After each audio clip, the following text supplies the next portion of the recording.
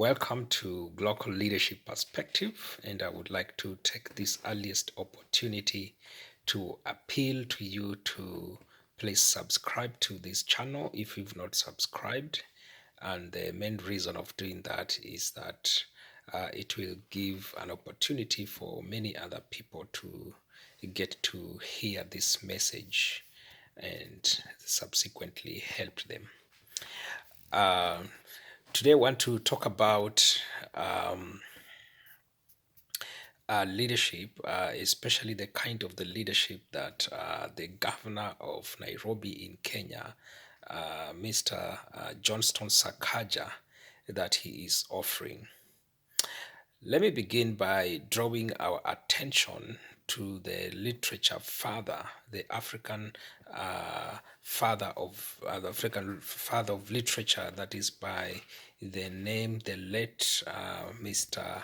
Chinua Achebe. In his book, Things Fall Apart, he writes something, and when he's talking about the story of Onkoko, how he happened to terminate someone's life, and he was banished from the community, when he talks about the way he was treated, and he went to his mother and the uncle received him and settled him.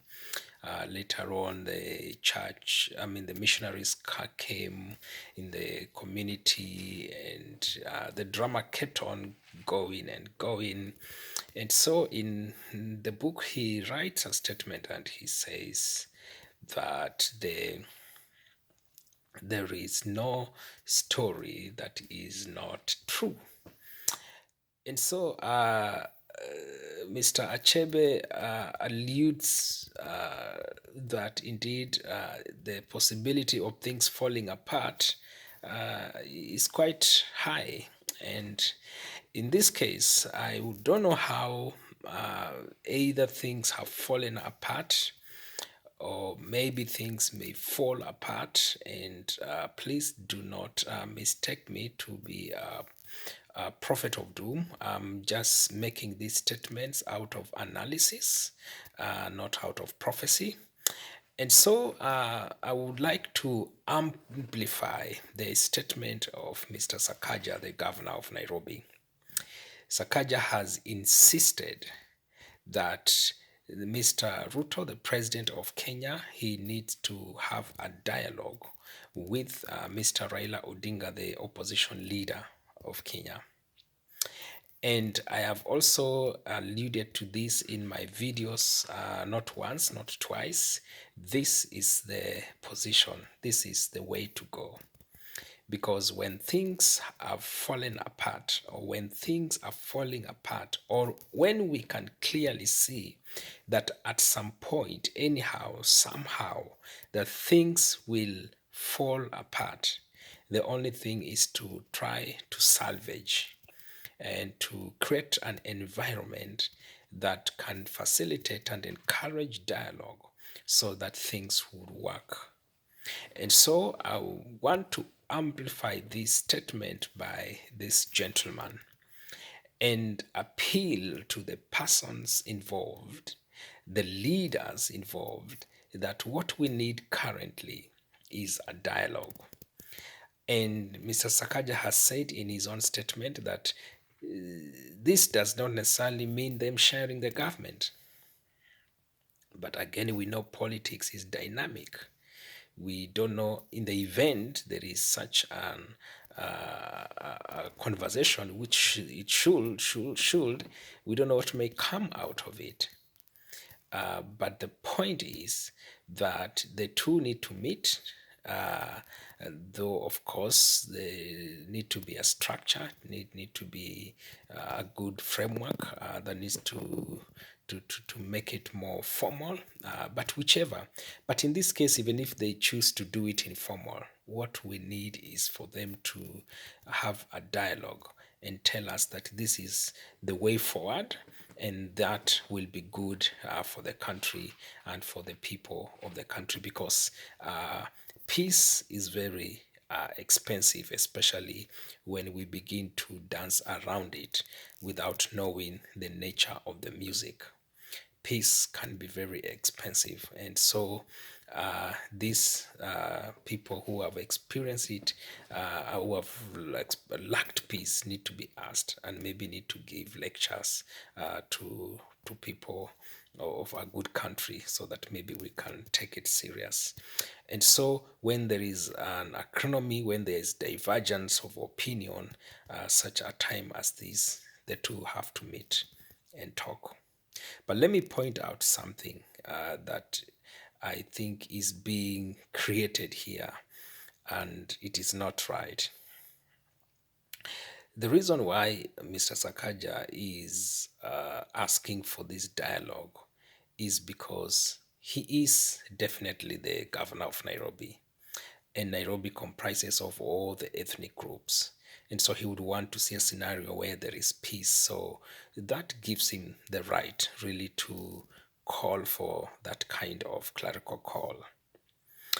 And I think there are those who are taking advantage of that, and they want to make it look like it is it is for the sake of Sakaja. Now people need to talk, or there are those even who are trying to come up with a narrative that Sakaja should not allow the demonstration and picketing to take place in Nairobi. He need to declare them illegal and ban them.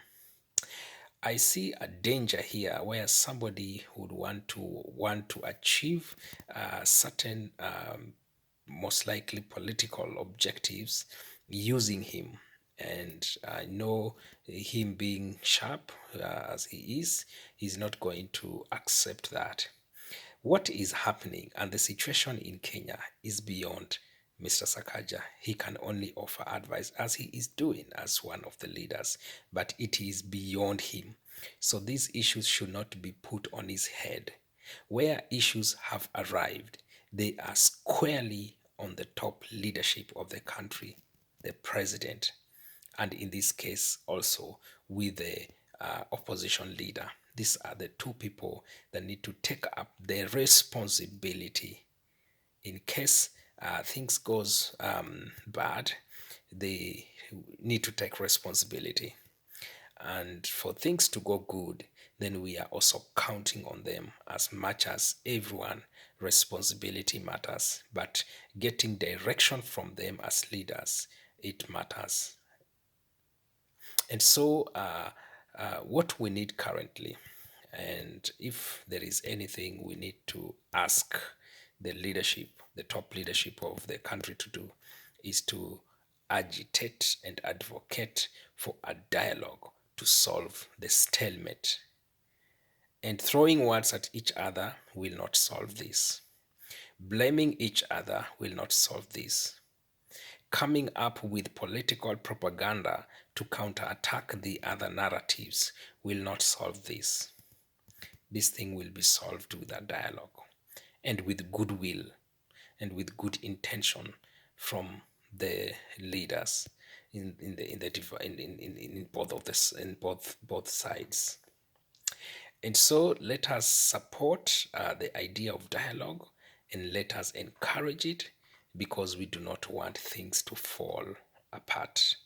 Because collecting them and assembling them may be more expensive. And as the scripture says, come, let us reason. So I believe if the two can meet and believe they will look at all the things that they are raising, and there will be a way out.